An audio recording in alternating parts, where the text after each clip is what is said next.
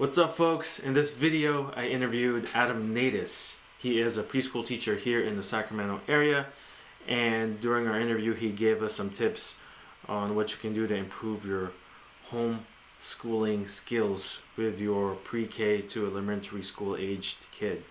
So, without further ado, here's Adam Natis, and if you have any questions, go ahead and leave them in the comments. Hey, what's up, Adam? Tell our viewers who you are and what you do. I am Adam, and I am a pre-K teacher. I've been teaching pre-K for about 4.5 years, and it's an awesome job. I love teaching 3 to 5-year-olds. They're a ball of energy, and they really keep you on your toes. So, and I've also taught infants, toddlers, and preschoolers, as well as kindergartners as a after school program thing. So, but yeah, I really love teaching, and I think it's the best job you can have. Cool. Oh, and shout out to all the male teachers. Yes, shout out to the male teachers. We need more of y'all, man. Come on, we need some more. Cool. So real quick, how has COVID affected your employment? It's affected me big time. We got shut down in March, and we were told we were supposed to come back by early April, and that never happened. So I was like, okay. So then they would, tell us, all right, we'll be back in May. May passed, then June, July, and finally I got a call talking about, well, if we don't get any kids to come back by August, then most likely August will officially close. And that's what happened. So come August, we didn't get our magic number of children to come back. And I understood why, parents were not feeling comfortable. So we officially closed our center mid-August. So from March to August, I've been on, collecting unemployment, Okay. which I guess to me has been a blessing in disguise, because Joy has been going to my work with me ever since she was 2 months old. Oh, okay. So it's been a God saver, just because I don't have to worry about, oh, is the teacher watching my child, is the teacher disciplining my child in an inappropriate way. So it's been a blessing in disguise, just for the fact that now that she's in kindergarten, I would have to make the hard choice of, do I quit my job and stay home, or how am I going to get the child to school? But since COVID hit, I guess, I've been able to stay home with her and watch her progress as a kindergartner. So Cool. it just sucks I don't have a job, but I mean, I'd rather have my child be safe and me be safe, and, just to watch her, spend more time with her. Yeah, so it turned out to be a blessing in disguise, definitely. Exactly. Hey, for our viewers out there, would you be open to doing private lessons? Yeah, if anybody wants to do private lessons via Zoom, I'm totally down for that. Anything helps. I'm down if anybody needs help. Cool. Well, I'll share your email in the notes. Okay. So they can reach out to you if interested. So let's get down to the good stuff of homeschooling. A lot of parents are at home helping their kids with distance learning. Can you give maybe 3 tips on how they can homeschool their elementary, or from their pre-K to elementary school age children at home better? Yes. The first tip would probably be to let your child be independent. I mean, don't, hover over them, because you kind of want your child to learn how to,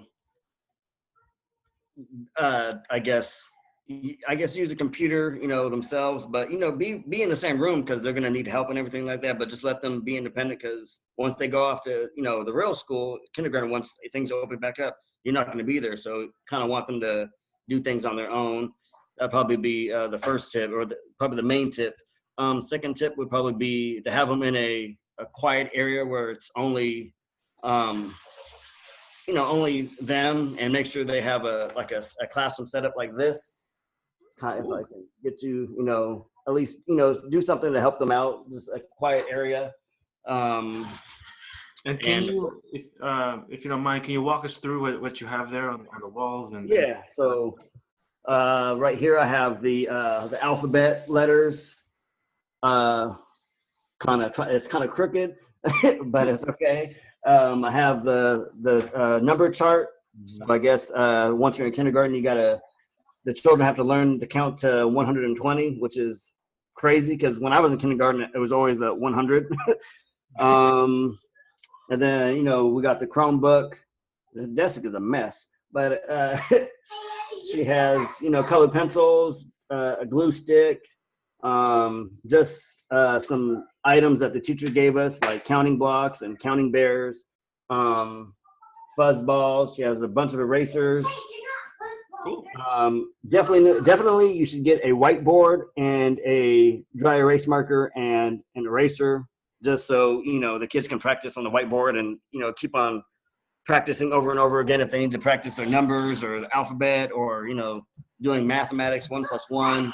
So yeah, I advise also to get an easel, so like half half chalkboard, half whiteboard, so just so they can do learning by themselves if they want to pretend to teach mom and dad, hey, this is what I learned today. I know how to count to 5 by doing hidden numbers, which is I have 3 rocks over here and I have another 2 rocks, so 3 + 2 = 5. So just give them a fun learning environment. And the third one would probably be make learning fun. It would just have fun, take time out of your day to practice what they learned and make it fun, and encourage them, and put that confidence in them to make them love learning and love school, because they're going to be in school for another a long time. A long time. So you got to get that motivation and encouragement in now, because if we don't do it, it's gonna be a long school career. So awesome. Yeah. Well, just wanted to ask, you have an awesome space there for your kid. Where do you suggest parents go to get those materials? Definitely got to go to Target, I would assume, or Walmart. And if you don't have a Chromebook, I know whatever elementary school you're signed up to attend, they are giving out free Chromebooks for the time being. And then I bought some little I don't know what you call them, like folder boxes to put the folders that the teacher gives you. So maybe like little file cabinets. A little file cabinet, so like organization type materials. So yeah, I would say Target, Walmart, and maybe even like office supply store, maybe like Office Depot or something like that. So or even the Dollar Tree. We went to the Dollar Tree and got some of these items. So any store should have some pretty cool school supplies. And also I would say try to let the kids pick out some of the school items, just so they can have fun shopping. So some ownership. Yeah. So yep, exactly. Their experience. That's cool. Oh, also one last question here. There's been a lot of discussion on the amount of time kids spend on the screens. Mm-hmm. Kind of what's your take on that, and what's your whole kind of opinion on the increased time on the front of the computer? Well, for my personal experience, my daughter loves, her tablet. She, loves to do ABC Mouse, which is a learning program. She loves to, watch Netflix and all that. So it's kind of hard right now to tell her, hey, you gotta. Yes, I know. It's kind of hard to get them off the screen time, because they nowadays, every child has some kind of tablet that they watch, cartoons on. So I'd probably say at least put a time limit on, the screen time, because they do have school, which is like an hour to, if they're in, a higher grade elementary school, it might be even longer than an hour. I'm not sure. I just know for kindergarten, it's about an hour and 15. So yeah. Probably limit them to, at least if they want to do like free time, at least do like 30 minutes, mm-hmm. just so they don't, just get attached to it. So take breaks once in a while, right? Yeah, because you might be hurting your eyes, and I try to tell her, hey, let's take a break from it and go play outside or something like that. So before then, she was only on the tablet maybe, I'll say maybe twice a day. Now it seems like it's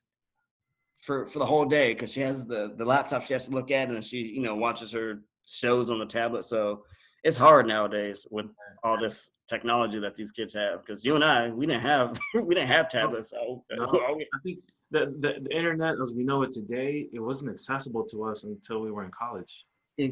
Exactly. So I still remember in grade school, in high school, a final draft was like a handwritten paper and pen, not pencil. No. Pen. Yep. I totally remember that. Yep. Dang, that's bring back memories. Oh my goodness, that's funny. Awesome. Funny. So just wanted to summarize for our viewers the 3 tips.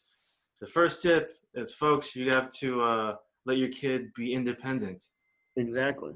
because we're not going to be there in school, in person when they do go back. So it's good to, get them independent. Number 2, have their own space over there at home, right? And you can go back and, Adam gave you all tips on where to get those supplies. And number 3, make it fun. Yeah. Make it fun. Definitely, because that's where it starts, in the earlier years. How we present school to them is going to kind of impact how they perceive it for the rest of their life. So cool. So Adam, how can people reach you if they have more questions, or let's say they want to have some private schooling with their kid? You can email me at AdamNatis@gmail.com. ADAMN as in Nancy, A as in Adam, T as in Tom, I as in Ice, S as in Sam @gmail.com. Cool. Awesome. Thank you so much, Adam. We appreciate your time. Yes, no problem. Thank you.